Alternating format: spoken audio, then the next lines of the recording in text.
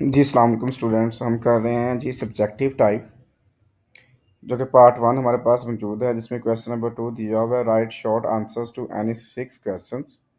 आपको पता है 9 पार्ट्स गिवन होंगे, अपने 6 करने होंगे। फर्स्ट पार्ट हम सॉल्व करते हैं। इसमें लिखा हुआ है find to rational number between 2 and 3। हमने 2 और 3 के दरमियान दो रैशनल नंबर लेने हैं। तो फर्स्ट ऑफ ऑल हम सॉल्व करते हैं फर्स्ट नंबर। और वो कैसे फाइंड होगा कि हमें, क्योंकि क्या सेंटर चाहिए, तो उसका रूल ये होता है कि आपने इन दोनों को ऐड करना है, जो आंसर आएगा उसको 2 पे डिवाइड करना होगा। तो वो हमारा फर्स्ट रैशनल नंबर फाइंड हो जाएगा बिटवीन 2 एंड 3। तो 2 + 3 करते हैं तो 5 आता है। 5 डिवाइडेड बाई 2 करें तो ये 5/2 आता है। अब 5/2 की बात करते हैं तो 2.5 बनता है। जो 2.5 होता है वो 2 और 3 के सेंटर में आता है। इसका मतलब ये 2 आ गया, फिर ये 5/2 आ गया, और देन ये 3 आ गया। ये एक नंबर मिल गया, हमें एक और नंबर चाहिए। अब ये जो 5/2 हमें फाइंड हुआ है, अब इसको हम 2 के साथ सॉल्व कर लें या इसको हम 3 के साथ सॉल्व कर लें। अगर इसको हम 2 के साथ सॉल्व करेंगे आंसर डिफरेंट आएगा, अगर इसको हम 3 के साथ सॉल्व करेंगे तो आंसर डिफरेंट आएगा। बट दोनों आंसर ठीक होंगे, क्योंकि वो दोनों 2 और 3 के सेंटर में होंगे। तो इसलिए मैं बात कर रहा हूँ सेकेंड नंबर की। अगर मैं इसको सॉल्व करता हूँ सेकेंड वैल्यू के साथ, यानी कि 5/2 प्लस 3 करूँ, और इसका जो आंसर आएगा उसको मैं 2 पे डिवाइड करूँ, तो मेरे पास, क्योंकि ये अब फ्रैक्शन फॉर्म है, इसका हम लेंगे एलसीएम। इसके नीचे 1 लगाएंगे, इसको 2 से मल्टीप्लाई, तो इसको भी 2 से मल्टीप्लाई। अब ये बन गया 5/2 प्लस 6/2, हमारे डिनोमीटर सेम हो गए हैं, डिवाइडेड बाय 2। तो ये मेरे पास आ गया 5 + 6 11/2। डिवाइड को मल्टीप्लाई में कन्वर्ट किया, तो ये जो उसके बाद वाली वैल्यू थी उसका रेसिप्रोकल कन्वर्ट कर दिया। न्यूमिनेटर को न्यूमिनेटर से मल्टीप्लाई किया तो 11 वन सा 11, डिनोमिनेटर को डिनोमिनेटर से किया तो 2 2 सा 4। ये मेरा इसका सेकंड आंसर आ गया। लास्ट में राइट कर रहा हूँ मैं, hence 5/2 and 11/4 are two rational number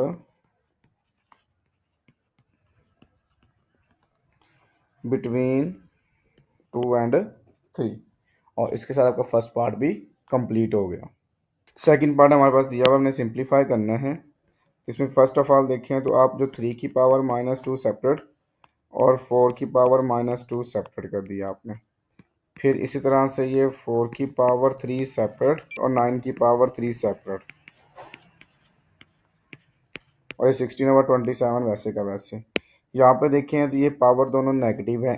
जब नीचे वाली वैल्यू को ऊपर में लिख लेंगे तो पावर पॉजिटिव, उस तरह ऊपर ही वैल्यू को नीचे लिखेंगे तो वो भी पावर पॉजिटिव। डिवाइड को मल्टीप्लाई में कन्वर्ट करवाएंगे तो ये जो नीचे वाली वैल्यू है ये ऊपर लिखी जाएगी, यानी कि 9 की पावर 3, और जो ऊपरली वैल्यू है वो नीचे लिखी जाएगी। मल्टीप्लाई 16 को हम 4 की पावर 2, 27 को हम 3 की पावर 3। अब आप जितनी वैल्यूज देखें, यहाँ तो बेस हम 4 बना रहे हैं या बेस हम 3 बना रहे हैं।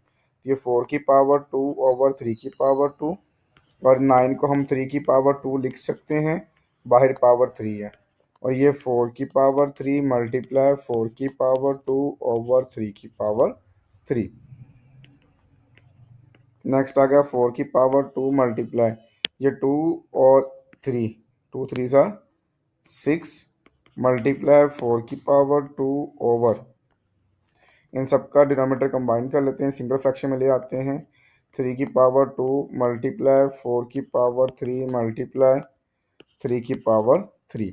अगर आप सिर्फ 4 की बात कर लेते हैं तो हमारे पास ये भी 4 की पावर 2, 4 की पावर 2 मल्टीप्लाई हो रही हैं, तो पावर्स आपस में ऐड हो जाएंगी। लेकिन जैसे ये 4 की पावर 3 ऊपर जाएगी तो पावर -3 हो जाएगी। सेम लाइक डैट 3 की पावर 6, जब ये वाला 2 ऊपर जाएगा तो -2, ये 3 भी -3 हो जाएगा।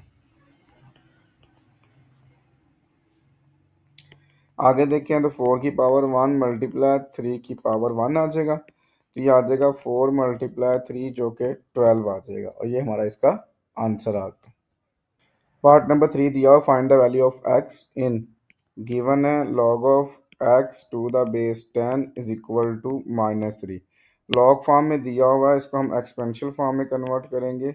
सो हम राइट करेंगे in exponential form.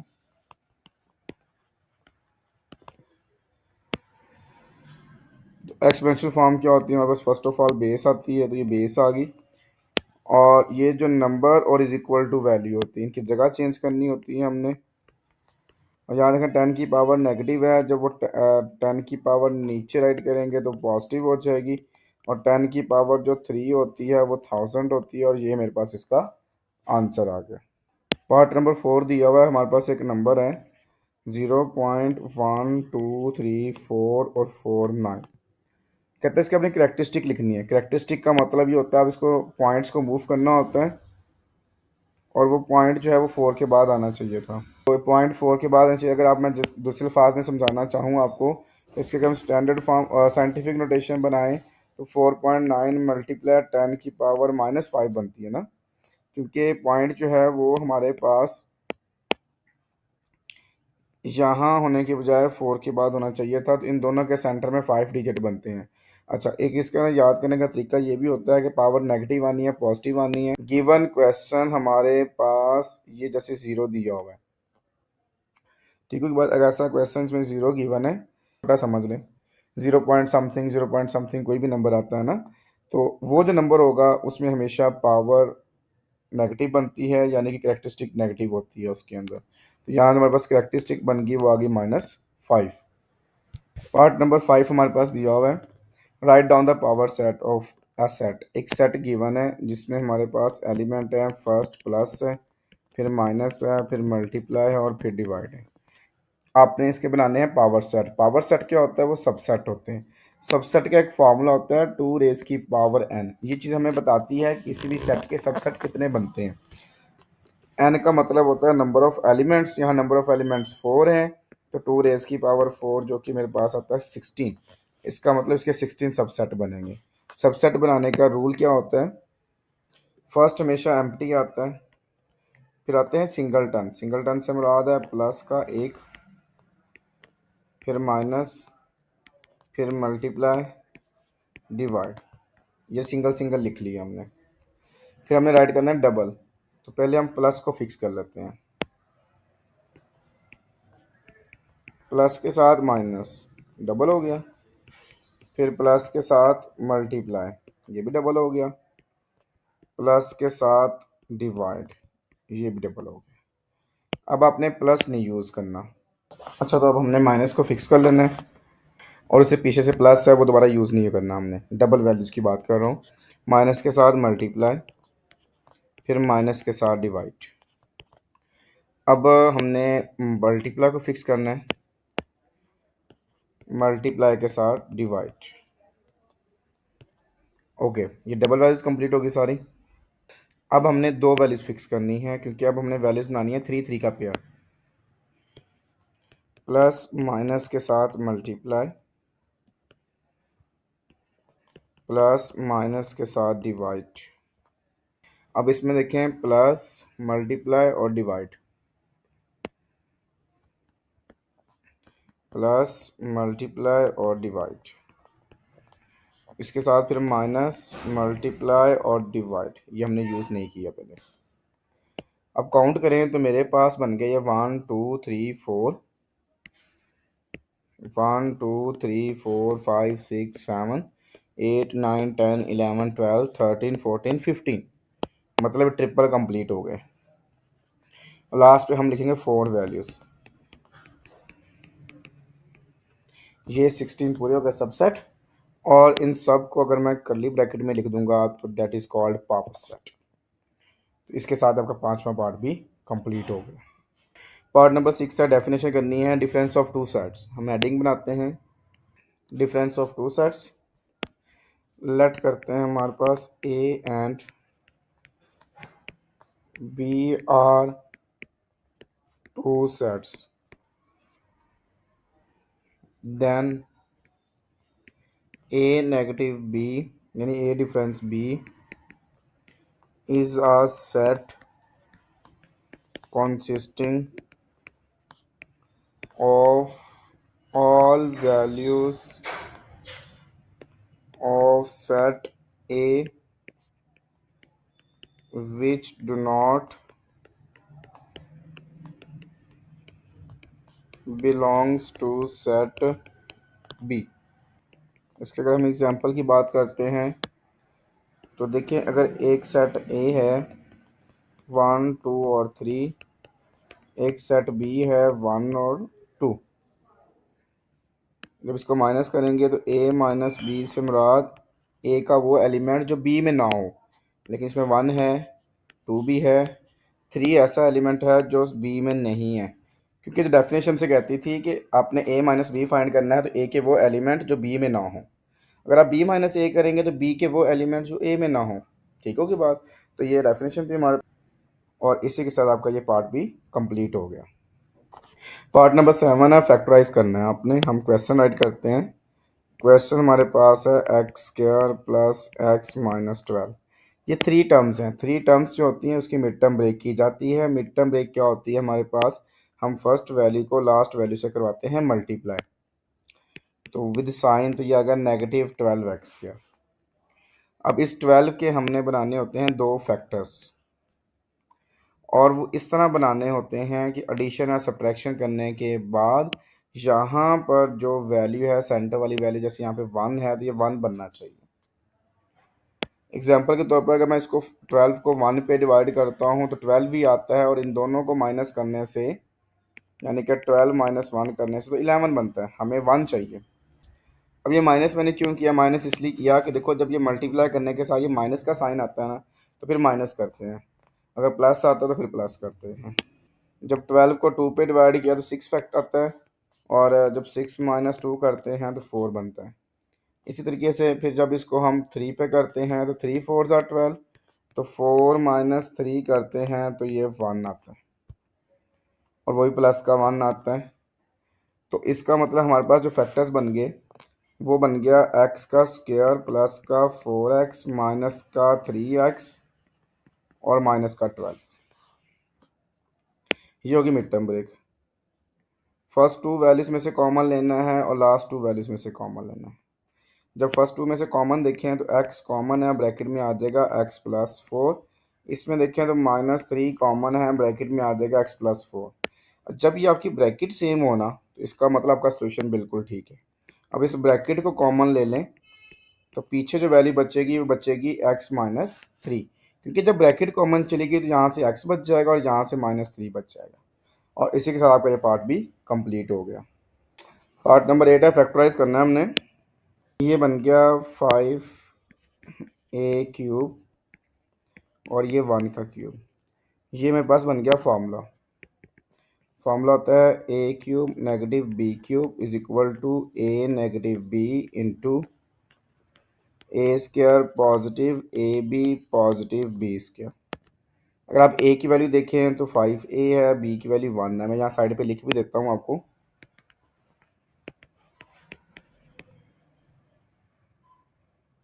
Value of a is 5a, the value of b is 1।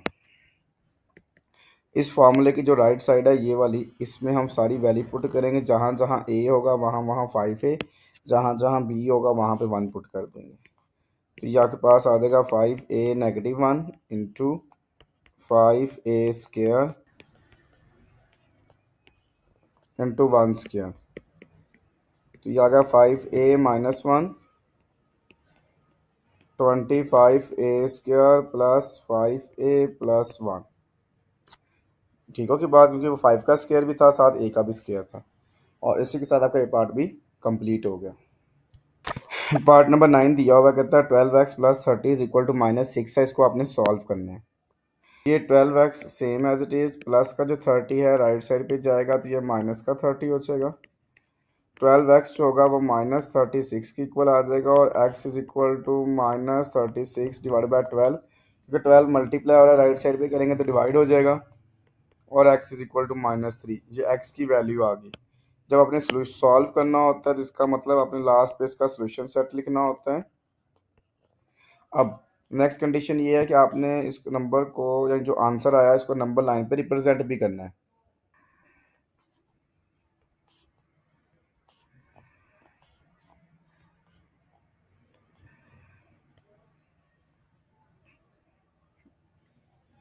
सो यहाँ पे आ गया -4, -3, -2, -1, 0, 1, 2, 3। और ये नंबर लाइन है, क्योंकि ये लाइन है तो ये 100 दोनों साइड पे एरो आ जाएगा। अब हमारे पास जो आंसर था वो -3 था, तो हम क्या करेंगे, जो -3 होगा उस पर स्ट्रेट लाइन लगा देंगे ऐसे, और इस लाइन पे भी एरो लगा देंगे और मेंशन कर देंगे कि मेरा ये पॉइंट जो है वो इसका आंसर हो गया। और ये क्वेश्चन सॉल्व भी हो गया और ये नंबर लाइन पे रिप्रेजेंट भी हो गया, और इसी के साथ आपका क्वेश्चन नंबर 2 भी कंप्लीट हो गया। क्वेश्चन नंबर 3 हमारे पास मौजूद है, कहता है write short answer to any 6 questions. इसमें भी कोई आपने 6 क्वेश्चन अटेम्प्ट करने होंगे। आप फर्स्ट पार्ट देखें तो इसमें लिखा हुआ है convert 315 degree to radian. Degree दिया हुआ है, आपने एक फार्मूला पढ़ा था कि जो 1 डिग्री होता है वो इज इक्वल टू होता है π/180 रेडियन के। तो इसका मतलब ये हुआ कि अगर मैं 315 को π/180 से मल्टीप्लाई करवा दूंगा तो वो रेडियन में कन्वर्ट हो जाएगा। अब सिर्फ मैंने क्या करना है, इसको कैलकुलेटर पे लिखना है, 315 मल्टीप्लाई फ्रैक्शन पाई, ये शिफ्ट के साथ ना, ये जहाँ पे 10 लिखा हुआ है नीचे 3 के नीचे देखो पाई नज़र आ रहा है ना, फिर ये सेंटर से नीचे आ जाए और फिर 180 लिख लें, इज इक्वल लगाएंगे 7/4 पाई। ये मेरा इसका आंसर आ गया। ये ना आपको डेल के ऊपर एस डी नज़र आ रहा है, तो डेसिमल भी लिख सकते हैं, लेकिन बेस्ट ऑप्शन यही है कि आप इसमें लिख लें। और ये आपका एग्जैक्ट आंसर बन गया, और इसी के साथ आपका पार्ट नंबर 1 भी मुकम्मल हो गया। नंबर 2 दिया हुआ है फाइंड द आर्क लेंथ, यानी आपने एल फाइंड करना है, रेडियस दिया होगा और थीटा दिया होगा है। Radius is equal to 6 centimetre, theta दिया हुआ है π/3 रेडियन में। अच्छा, ये ना एक फॉर्मूला आपने पढ़ा था, L is equal to R theta. इस फॉर्मूले की कंडीशन थी कि जो थीटा हो ना वो रेडियन की फॉर्म में हो, और यहाँ पे थीटा ऑलरेडी रेडियन की फॉर्म में है, तो बस हम क्या पुट करेंगे, आर की वैल्यू जो कि 6 है और थीटा की वैल्यू जो π/3 है। अगर आप फिर इसको सॉल्व करें या इसको कटिंग देख लें,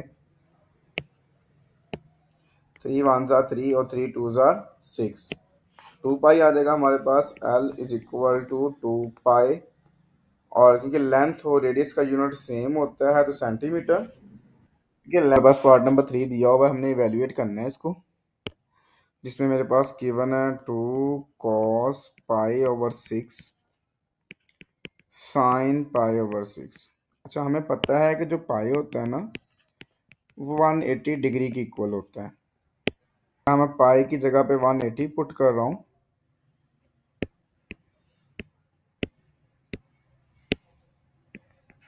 मैं 180 को 6 पे डिवाइड करता हूँ तो ये 30 डिग्री आता है। इसी तरह से साइन ये भी 30 डिग्री आ जाएगा।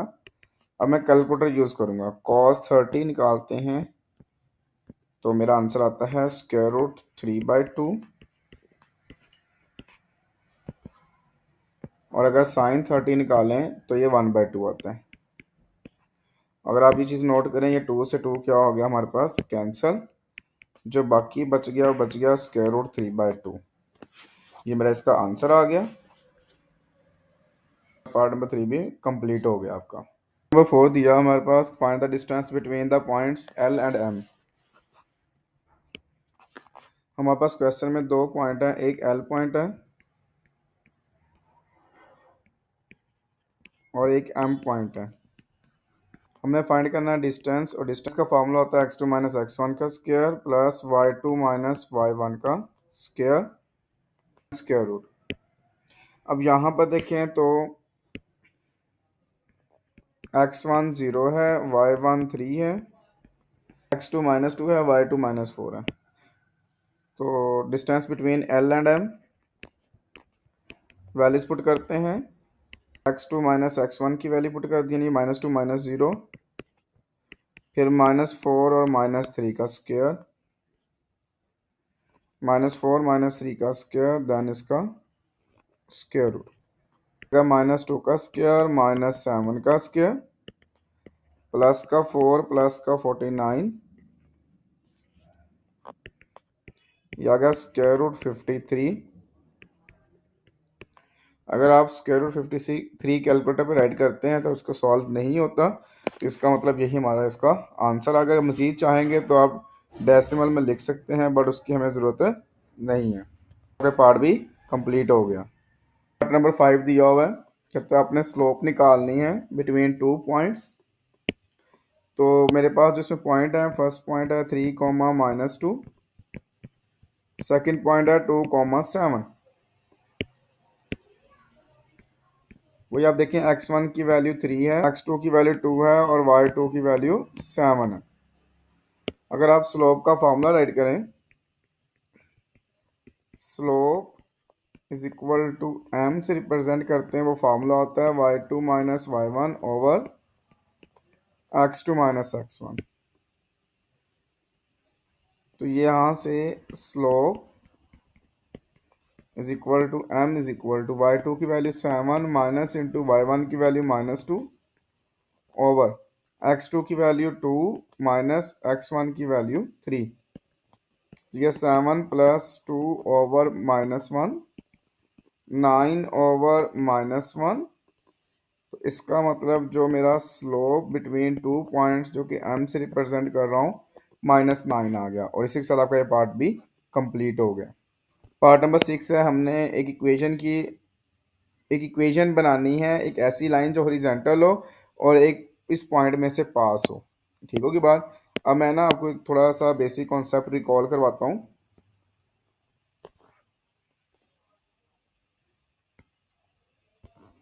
देखिए, हमने पढ़ा था कि अगर हमारे पास ये एक लाइन है,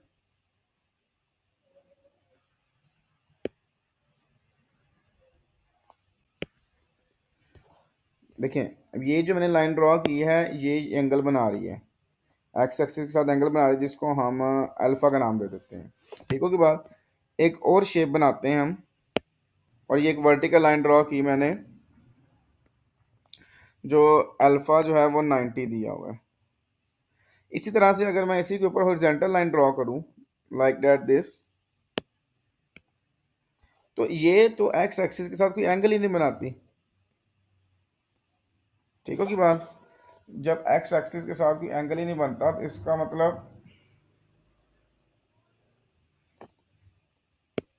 जो इसकी स्लोप बनेगी, जैसे क्योंकि हमारे पास जो स्लोप होती है एम होता है, वो M into tan into alpha होता है ना, तो टेन इंटू ज़ीरो लेते हैं तो वो टेन ज़ीरो तो ज़ीरो होता है।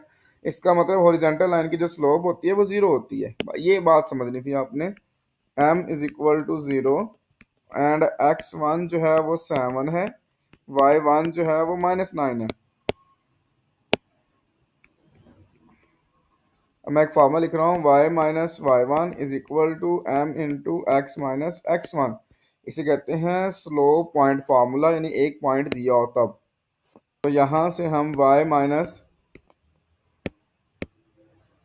y1 की value -9 is equal to 0 into X minus 7।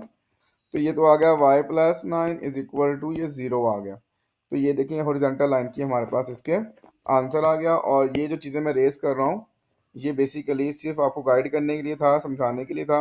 आपने सिर्फ ये चीज़ डायरेक्टली यूज़ करनी है, इतना सा आपका इसका आंसर है। पार्ट नंबर 7 दिया हुआ है, दो शेप्स हैं हमारे पास ट्रेपेजियम की, जिसमें आप देखें आपने फाइंड करना है A1 यानी एरिया, L1 जो कि लेंथ दी हुई है 3.6 सेंटीमीटर। फिर दूसरी शेप में देखें तो A2 दिया हुआ है जो कि 18 सेंटीमीटर स्क्वायर है, और जो L2 होगी इसकी जो लेंथ होगी वो 5.76 सेंटीमीटर है। अब आपने फॉर्मूला यूज़ करना है। फॉर्मूला होता है A1 over A2 is equal to L1 over L2 का होल स्क्वायर। इसका फार्मूला बन गया, इसमें वैल्यू पुट कर दें। ए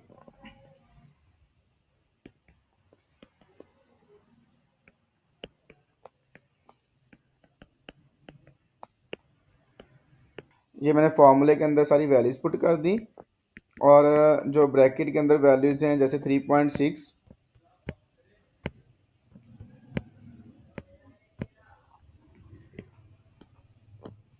तो इसको 3.6 डिवाइड बाई 5.76 करेंगे, ये 5/8 आ जाएगा।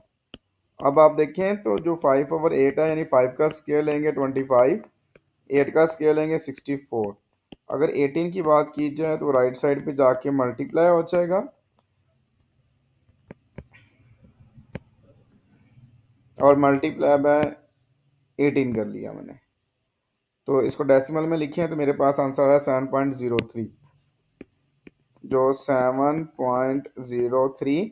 और जो एरिया है उसका यूनिट सेंटीमीटर स्क्वायर होता है। और इसी के साथ आपका पार्ट भी कंप्लीट हो गया। पार्ट नंबर 8 दिया हुआ है, कहता है the radius of two sphere are in the ratio, यानी कि दो रेडियस हैं, पहला R1 है और दूसरा R2 है। इन दोनों के दरमियान जो रेशियो दी गई ना वो 3:4 है। इसका मतलब R1/R2 की वैल्यू आ गई 3/4, क्योंकि रेशियो को फ्रैक्शन में कन्वर्ट किया जा सकता है। नेक्स्ट कहता है what is the ratio of their volumes, इसका मतलब हमने V1:V2 निकालना है। तो हम फार्मूला बनाते हैं, V1/V2 is equal to R1/R2 whole power 3। Value put करते हैं इसमें,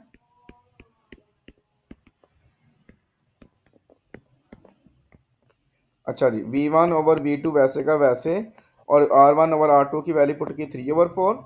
अब आप देखें तो 3 की पावर भी 3 है, जो कि 27 होता है। 4 की पावर 3 निकाले हैं तो वो 64 होता है, सॉरी ये 4 की पावर 3। अब फ्रैक्शन फॉर्म में नहीं, हमें रेशियो फॉर्म में आंसर चाहिए। तो ये आ गया V1:V2 is equal to 27:64। According to question हमें वॉल्यूम्स के दरमियान रेशियो चाहिए थी, वो हमारी फाइंड होगी। सो इसी के साथ आपका पार्ट नंबर 8 भी कंप्लीट हो गया। पार्ट नंबर 9 दिया हुआ है, कहता है the mass of sack of rice is 50 kg। मतलब हमारे पास W1 ये वेट दिया हुआ है 50 kg। राइस की एक बोरी कह लो, जो मर्जी समझ लो इसको,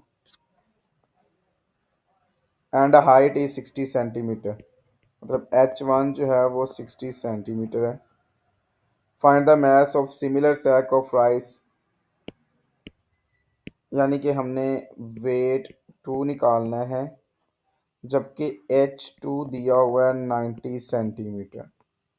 सिमिलरली इसका हम फार्मूला बनाएंगे, ये आ गया वे W1/W2 is equal to H1/H2। देखिए इसमें जो हमारे पास कह लो चावल की एक बोरी होती है, उसमें लेंथ भी होती है, उसमें विड्थ भी होती है और हाइट भी होती है, तो इसलिए यहाँ पे होल पावर 3 आया।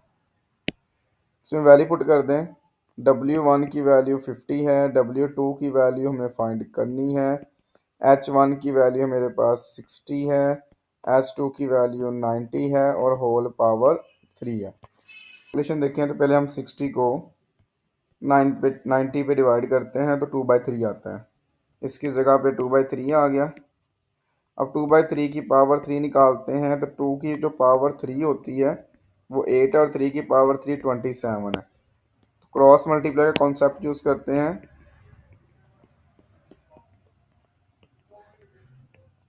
50 को 27 से और 8 को W2 से, यानी वेट 2 से आता है।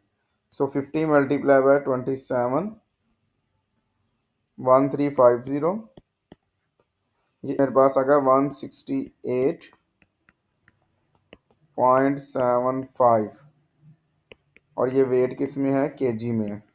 पार्ट मुकम्मल हो गया और इसी के साथ अब क्वेश्चन नंबर 3 भी कंप्लीट हो गया। क्वेश्चन नंबर 4 हमारे पास ये भी शॉर्ट क्वेश्चन है। इसमें लिखा हुआ write short answers to any 6 questions. इसमें भी 9 पार्ट्स गिवन होंगे। जिसका फर्स्ट पार्ट दिया हुआ है कि आपने स्केच करना है ग्राफ को, जबकि हमारे पास इक्वेशन है y is equal to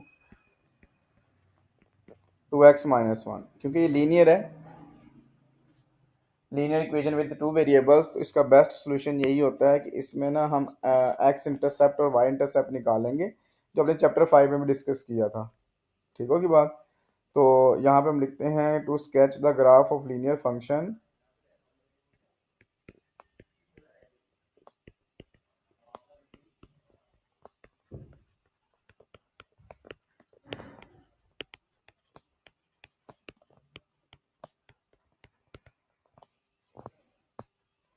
we can find X intercept and Y intercept. अगर आपको याद हो कि जब हम एक्स इंटरसेप्ट निकालते थे तो इट्स मीन वाई ज़ीरो होता था उसमें, और जब वाई इंटरसेप्ट निकालते थे देन एक्स ज़ीरो होता था। तो सिमिलरली बस आप ये कह लें, जब हम X is equal to zero put करते हैं, ये y इज इक्वल टू 2 × 0 - 1, इसमें हमने ज़ीरो पुट करना है, याद रखना। तो ये y इज इक्वल टू 0 - 1, तो y इज इक्वल टू -1। तो इसका मतलब ये जो पॉइंट बना, x की वैल्यू 0 बनी और y की वैल्यू -1 बना। फिर हम y की वैल्यू 0 पुट करते हैं, यहाँ मैं लिख भी देता हूँ कि ये y इंटरसेप्ट है हमारा और ये मेरा x इंटरसेप्ट है। ये y की जगह पे 0 आ गया और 2x -1 आ गया। माइनस का 1 इस साइड पे प्लस का 1 हो जाएगा और इज इक्वल टू 2x हो जाएगा और 1/2 इज इक्वल टू x। तो मेरे पास ये जो पॉइंट बन गया, x की वैल्यू 0.5 आ गई और y की वैल्यू 0 आ गई, क्योंकि जो 1/2 होता है वो 0.5 के इक्वल होता है। अब मुझे बनाना है इसका ग्राफ, यानी स्केच करना है इसको। मुझे ग्राफ स्केच करने के लिए आपको पता है कि हमें ये पॉइंट्स चाहिए होते हैं और ये डिस्टेंसेस सेम रखने हैं आपने। ये -1, -2 और -3, ये मैंने स्केल से डिस्टेंस सेम लिए हैं, आप भी स्केल से डिस्टेंस कर लीजिएगा। 1, 2 और ये प्लस का 3, -1 और ये -2, +1 और ये +2, और इन सब के एंड पे एरो आना होता है। अब पहला पॉइंट देखें तो पहला पॉइंट है 0, -1। 0, -1 की बात करें तो हमारे पास x की वैल्यू 0 और y की वैल्यू -1, ये पॉइंट बनता है। फिर 0.5, 0 यानी x की वैल्यू 0.5 बनती है। ये आपने 5 चैप्टर में डिटेल से किया होगा सारा कुछ। अब हम सिर्फ इन दो पॉइंट्स को आपस में ज्वाइन करेंगे तो ये मेरे पास एक स्केच हो जाएगा, जो मेरे पास इक्वेशन गिवन थी y is equal to 2x - 1 की। और इसी के साथ आपका पार्ट भी कंप्लीट हो गया। पार्ट नंबर 2 दिया हुआ है, ये भी हमारे पास एक फंक्शन दिया हुआ है y is equal to 5⁻⁻x। इसके लिए हमें टेबल बनाना पड़ेगा जिसमें फर्स्ट वैल्यू हम x की लेंगे, सेकंड वैल्यू y की होगी हमारे पास, यानी आंसर y आएगा। इसलिए हम कैलकुलेटर का इस्तेमाल कर लेते हैं। ऑन के साथ एक सेटअप यानी मोड का ऑप्शन होता है। नंबर 7 पे आपको टेबल नज़र आ रहा है, ठीक होगी बात। अब यह वैल्यू हमें खुद अज्यूम करनी पड़ेगी। x की वैल्यू हम लेते हैं -2, -1, 0, 1 एंड 2, ये हमने खुद अज्यूम की है वैल्यूज़। आप कोई और वैल्यू भी यूज़ कर सकते हैं इसमें। हमने यहाँ पे क्वेश्चन लिखना है 5 रेज़ की पावर -x। x आता है ये अल्फ़ा के साथ ये स्मॉल ब्रेसेस जो क्लोज होती है, x नज़र आ गया आपको। अब यहाँ पे स्टार्ट देखें, स्टार्ट हमारा -2 से किया हमने, एक छोटा नंबर, एंड हमने +2 पे किया बड़े से बड़ा नंबर, और इन सब के दरमियान जो स्टेप है वो 1 रखा हमने। स्टार्ट का मतलब छोटा नंबर, एंड का मतलब सबसे बड़ा नंबर, और स्टेप लिखना है। अब देखिए जब -2 पुट किया तो कैलकुलेटर पे हमारा आंसर आ रहा है 25। जब -1 पुट किया तो हमारा आंसर आ रहा है 5। 0 पुट किया हमारा आंसर आ रहा है 1। अब इस सेंटर वाले पॉइंट से नीचे आते हैं तो 1 पुट करने पे मेरा आंसर आ रहा है 0.2, और 2 पुट करने पे मेरा आंसर आ रहा है 0.04। इस तरह आप किसी भी क्वेश्चन का टेबल बना सकते हैं। हमने बनाना है इसका ग्राफ। ये मैंने टेबल की मदद से ग्राफ बनाना था। अब टेबल में देखें, जब x की वैल्यू -2 है तो y की वैल्यू 25 है। तो मैंने ये एक ग्राफ बना लिया, x की वैल्यू 2 और y की वैल्यू 25। तो हमारे पास जो पॉइंट आता है वो अप्रोक्सीमेटली ये पॉइंट आता है।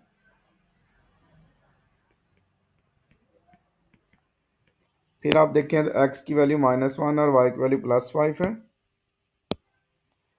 x की वैल्यू -1 और y की वैल्यू +5, अप्रोक्सीमेटली ये पॉइंट आता है। फिर x की वैल्यू 0 और y की वैल्यू 1। अगर आप देखें तो तकरीबन ये पॉइंट आएगा।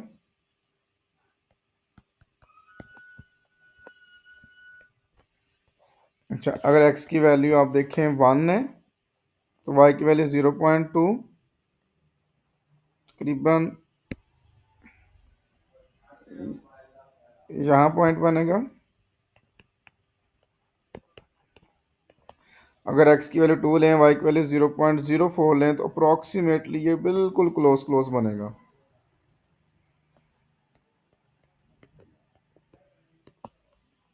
अब इन सब पॉइंट्स को आपस में ज्वाइन करेंगे। जब मैंने सब पॉइंट्स को ज्वाइन किया तो कुछ इस तरह से कर्व बनेगी हमारे पास, और ये हमारा पार्ट भी कंप्लीट हो गया। पार्ट नंबर 3 दिया हुआ है, construct a triangle B C D in which measures of two sides are 5.5 centimetre and 4.2 centimetre. इसमें दो साइड्स गिवन है और एक एंगल गिवन है जो कि 60 डिग्री है। ठीक होगी बात। हम सबसे पहले एक साइड बनाते हैं 5.5 सेंटीमीटर की। ये मेरे पास जो स्केल है ना, इसके ऊपर यूनिट नहीं है, तो मैं कंसिडर कर लेता हूँ कि मेरे पास ये वाला ज़ीरो है। देन ये मेरे पास आ गया 1, 2, 3, 4, 5 और ये 5.5 बन गया। ठीक होगी बात, क्योंकि आपके पास तो स्केल होगा तो आप उसमें 5.5 सेंटीमीटर की लाइन सेगमेंट ड्रॉ कर लेंगे। तो यहाँ मैं राइट कर देता हूँ 5.5 सेंटीमीटर। अच्छा, ट्रायंगल का नाम है B C D, B C and D. तो यहाँ मैं कंसिडर कर लेता हूँ कि मेरे पास ये बी है और ये मेरे पास सी है। अब उसने कहा है कि आपने एक और साइड लेनी है जो कि 4.2 सेंटीमीटर है, बट उससे पहले आपने 60 डिग्री का एंगल बनाना है। तो हम यहाँ पर 60 डिग्री का एंगल सी पे बना लेते हैं। ठीक हो की बात, आप बी पे बना सकते हैं, आप सी पे भी बना सकते हैं। दोनों ऑप्शन हैं। अगर सी पे बनाएं तो ये देखें, अगर बी पे बनाना है तो इसको मैं चेंज कर लेता हूँ और ये बी पे एंगल आ जाएगा। तो इस तरह यहाँ पे रख के मैंने अब ये एंगल बनाना है। ठीक होगी बात। अगर आप चीज़ नोट करें, यहाँ पर जो एंगल बनेगा वो 60 डिग्री बनेगा। आपने प्रोटेक्टर की मदद से बना लेना है। ओके होगी बात यहाँ तक। अब हमारे पास जो दूसरी साइड है वो 4.2 सेंटीमीटर है, और इसने एक चीज़ मेंशन की है कि यहाँ पर जो एंगल 60 डिग्री है ना, वो उन दोनों साइड्स के दरमियान में है। इसका मतलब ये है कि जो दूसरी साइड आएगी वो यहाँ बनेगी। हम सी से आगे नहीं बना सकते, हम बी से आगे बनाएंगे, क्योंकि वो दोनों साइड्स के दरमियान 60 डिग्री का एंगल है। सेम लाइक डैट फिर वही काम मैं यहाँ पे ज़ीरो कंसीडर कर लेता हूँ, और मुझे चाहिए 4.2 सेंटीमीटर। ये 1, 2, 3, 4.2। इसका मतलब अब ये बेसिकली मैंने स्केल से नहीं करना था। मैंने क्या करना था, बी पॉइंट पर कंपास को रखना था एंड 4.2 सेंटीमीटर कंपास ओपन करनी थी। ओपन करके बी पॉइंट का यूज़ करके ऐसे आर्क लगानी थी। अब क्योंकि मैं आपको कंपास नहीं शो करवा सकता यहाँ पे, तो इसलिए मैंने बाय स्केल यूज़ किया है। मैं दोबारा रिपीट करता हूँ, आपने 4.2 सेंटीमीटर कंपास ओपन करनी है। कंपास ओपन करने के बाद बी पॉइंट पे कंपास रख के ऐसे आर्क लगानी है, और उसको हम नाम दे देते हैं डी का, क्योंकि बी सी डी थी ना हमारे पास। अब ये जो बी से लेकर डी तक हो गई ना, वो हमारे पास आएगी 4.2।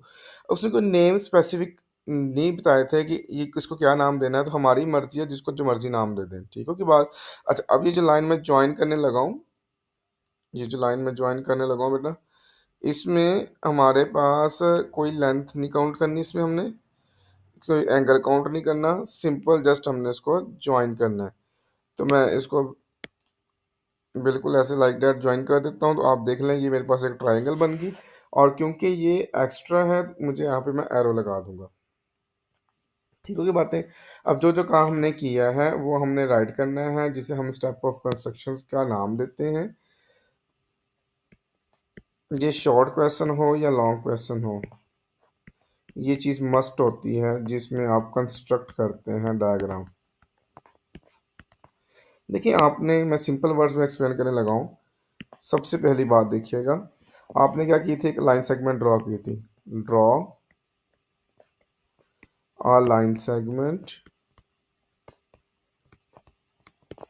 जिसको मैं नाम दिया था measurement B2C is equal to 5.5 centimetre with the help of scale.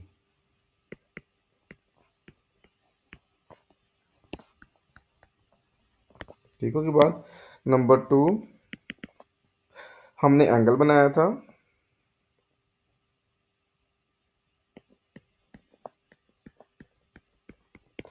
Construct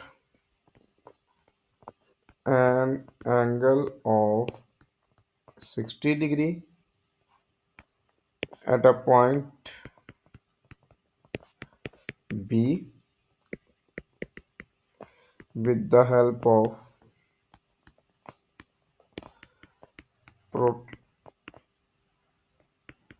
protractor। Number 3, हमने एक आर्क ड्रॉ की थी, draw an arc of 4.2 centimetre from the point B. Number 4, हमने क्या किया, ज्वाइन किया पॉइंट डी टू सी, और लास्ट में हम लिखेंगे hence triangle BCD is a required triangle. और इसी के साथ आपका ये शॉर्ट क्वेश्चन भी कंप्लीट हो गया। पार्ट नंबर 4 हमारे पास है, हमने डेफिनेशन राइट करनी है ऑर्थो सेंटर की। तो इसकी हम हेडिंग बनाते हैं, जिसकी डेफिनेशन हमारे पास है, the point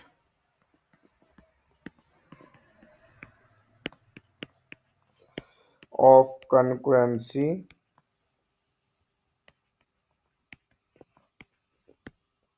of the altitude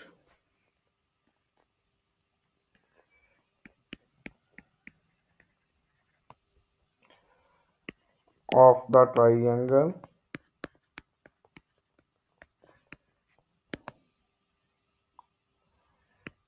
is called orthocenter of the triangle। ये देखिए मैंने एग्जांपल ली है एक। देखिए हमारे पास एक एग्जांपल है जिसमें ई पॉइंट है, ये जो ए से ई आ रही लाइन ना, ये आप देखें कि ये एक इसका आल्टीट्यूड कहलाता है। इसी तरह से जो ये बी से क्यू लिया है ये भी, और इसी तरह से पी से सी ये भी, ये तीनों आपस में एक पॉइंट पे मिल रही हैं, डेट पॉइंट ओ। तो ये जो पॉइंट ओ होगा इसका पॉइंट ऑफ कॉन्करेंसी, क्योंकि ये जो पॉइंट हमें ऑब्टेन हुआ है ये हमारे पास आल्टीट्यूड से ऑब्टेन हुआ है। आल्टीट्यूड क्या होता है कि हमारे पास जो एक वर्टेक्स होता है उससे हम परपेंडिकुलर ड्रॉ करते हैं उसकी ऑपोजिट साइड के ऊपर। जैसे आप देखें यहाँ पर हर जगह पे आपको बॉक्सेस नज़र आ रहे हैं, ये बॉक्सेस जो होते हैं रिप्रेजेंट कर रहे हैं कि राइट एंगल बन रहा होता है। ठीक हो की बात। जब तीनों आल्टीट्यूड ड्रॉ किए तो तीनों एक ही पॉइंट से पास हुए, दिस इज पॉइंट ओ, और जो पॉइंट ओ होगा उसे पॉइंट ऑफ कॉन्करेंसी कहेंगे, और ये पॉइंट जो है वो अल्टीट्यूड से फाइंड हुआ तो इसलिए इसको हम ऑर्थो सेंटर का नाम देंगे। सो इसके साथ ये डेफिनेशन भी आपकी कंप्लीट हो गई। पार्ट नंबर 5 दिया हुआ है, ये भी डेफिनेशन है हमारे पास अरिथमेटिक मीन की, इसकी भी हम हेडिंग बना लेते हैं, अरिथमेटिक मीन, जिसको हम AM राइट करते हैं और शॉर्ट फॉर्म इसको मीन भी कहते हैं। अब इसकी डेफिनेशन क्या होती है, हमारे पास कहता है कि mean is a value, it is a value which is obtain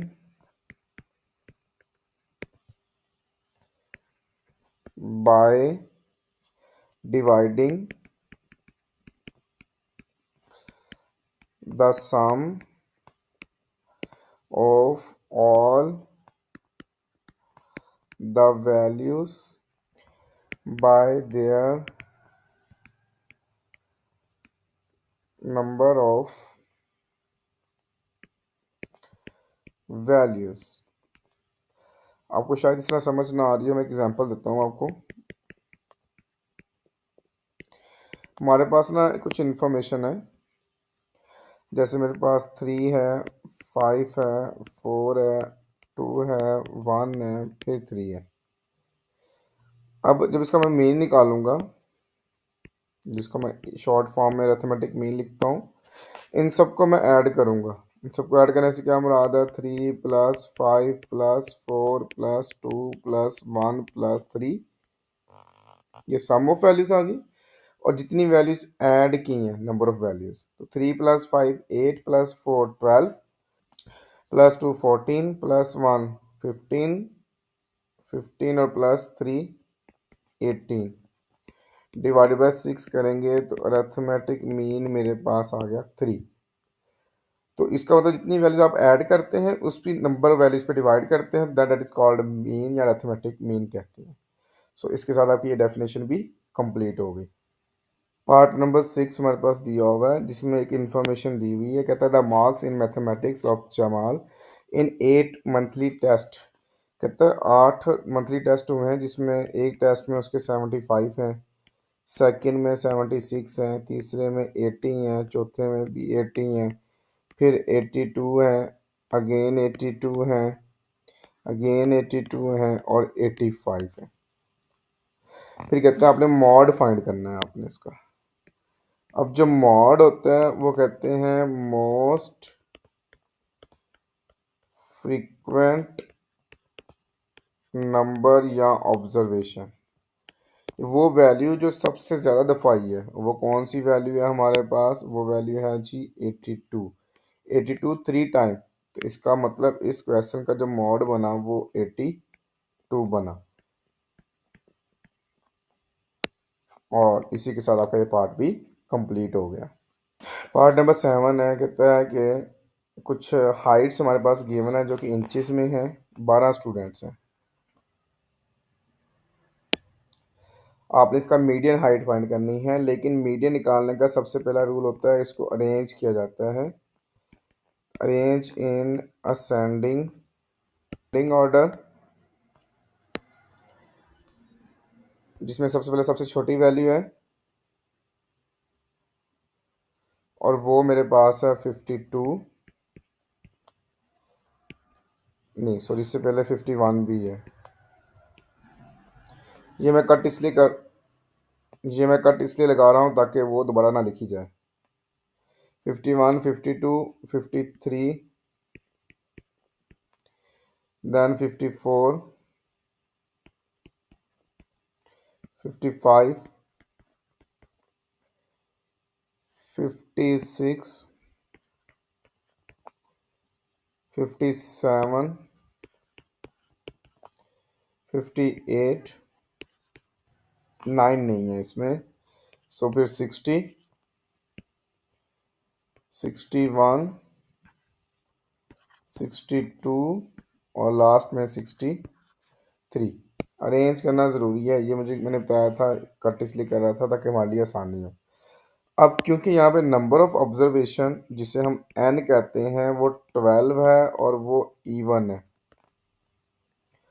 तो इवन का फॉर्मूला यूज़ करेंगे हम। वो होता है 1/2 into size of n/2th plus n+2 divide by 2th observation या वैल्यू। इसका मतलब n की वैल्यू हमारे पास 12 है, ये आ गया 1/2 into size of 12 divided by 2th plus 12 + 2 divided by 2th observation.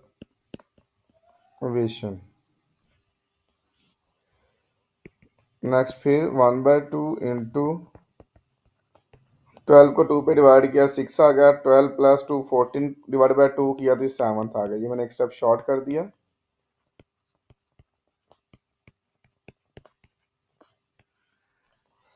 Okay, अब इसका मतलब ये है कि जो 6 वैल्यू 7 वैल्यू है वो हमने लेनी है।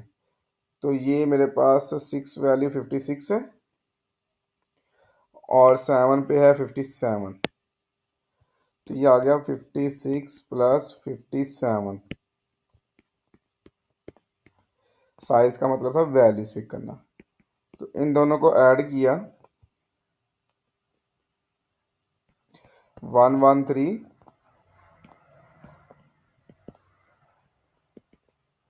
मल्टीप्लाई 1/2 कर लें या 2 पे डिवाइड कर लें 56.5। तो ये मेरा इसका मीडियन फाइंड हो गया और इसी के साथ आपका ये पार्ट भी कंप्लीट हो गया।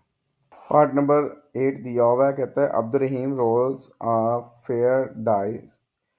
मतलब कि जो लूडो का दाना होता है वो आप रोल करते हैं तो हमारे पास सैम्पल स्पेस जिसे हम आउटकम्स कहते हैं, टोटल आउटकम्स जो होती हैं उसको हम एस से लिखते हैं, जो कि हमारे पास सैम्पल स्पेस होती है। वो 1 हो सकता है, 2 हो सकता है, 3 हो सकता है, 4 हो सकता है, 5 हो सकता है और 6। ये नंबर इसकी पॉसिबिलिटी है। इसका मतलब जो नंबर ऑफ सैम्पल स्पेस बन गई वो टोटल 6 बन गई है। फिर उसने कहा है कि आपने प्रोबेबिलिटी निकालनी है उस नंबर की जो 3 पे डिवाइड होता है। तो पहले हम यहाँ पे करते हैं लेट कि हमारे पास एक सेट ए है जो कि इवेंट ऑफ गेटिंग नंबर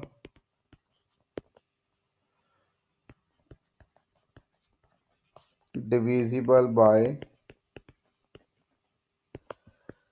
3। मतलब सेट ए जो है वो है जो 3 पे डिवाइड होता है, जैसे 3 है और 6 है। इसमें वो एलिमेंट्स हैं जो डिविजिबल बाय 3 हैं। तो वो नंबर ऑफ एलिमेंट्स हमारे पास कितने हैं इसमें, वो हैं 2। अच्छा, अब हमने प्रोबेबिलिटी बनानी है और प्रोबेबिलिटी का फॉर्मूला होता है हमारे पास नंबर ऑफ इवेंट्स, यानी कि जितनी हमारे पॉसिबिलिटी है अकॉर्डिंग टू क्वेश्चन की, और टोटल कितनी है हमारे पास उस पर डिवाइड करना है। तो ये 2 डिवाइड बाय 6 करेंगे तो 1/3 आ जाएगा। और ये हमारे पास उस क्वेश्चन यानी कि उन नंबर्स की प्रोबेबिलिटी आ गई जो 3 पे डिवाइड होते हैं। तो वो हमारे पास आ गई 1/3 और इसी के साथ आपका ये पार्ट भी कंप्लीट हो गया।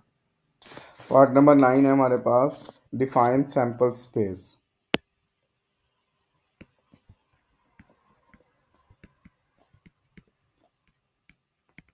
हेडिंग बना ली हमने।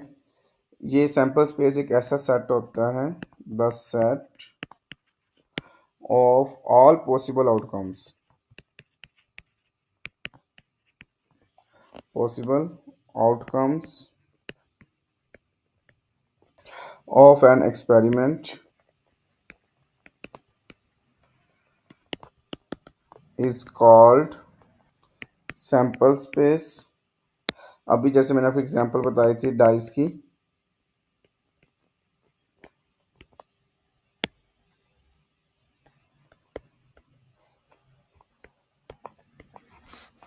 जो डाइस है तो हमारे पास उसकी जो सैम्पल स्पेस बनेगी 1 2 3 4 5 6। तो 6 इसकी पॉसिबल आउटकम्स हैं। अच्छा, एक हमारे पास कॉइन भी होता है।